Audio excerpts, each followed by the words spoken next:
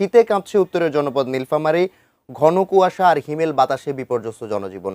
শীত পরিস্থিতি নিয়ে কথা বলতে সেখান থেকে সরাসরি যুক্ত হচ্ছেন সহকর্মী মিল্লাদুর রহমান মামুন। মামুন, কি অবস্থা দেখতে পাচ্ছেন নীলফামারীতে? নিশ্চয়ই সাধারণ মানুষ এই শীতের প্রকোপে একটা জনজীবন বিপর্যস্ত অবস্থায় পড়েছে। কি অবস্থা, তারা কি বলছেন?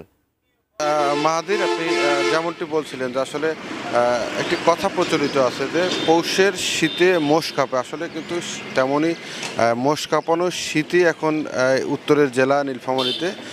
আমরা যদি আজকে তাপমাত্রার কথা বলি, একেবারে তাপমাত্রা কিন্তু শৈত্যপ্রবাহের কাছাকাছি। আজকে নীলফামারী জেলায় সকাল 6টায় সর্বনিম্ন 13 ডিগ্রি সেলসিয়াস তাপমাত্রা রেকর্ড করা হয়েছে। আপনি জানেন যে এখন আসলে 9:30 বাজে। এই 9:30টায় কিন্তু এই নীলফামারীতে এখনও সূর্যের দেখা মেলেনি এবং এখনও ঘন কুয়াশা। আমরা দেখছি যে আসলে এই সময়ে কিন্তু আসলে হেডলাইট জ্বালিয়ে যানবাহনগুলো চলাচল করছে এবং ঘন কুয়াশার সাথে যে হিমেল বাতাস, সেটি কিন্তু আসলে মানুষকে অনেক কষ্ট দিচ্ছে আর কি।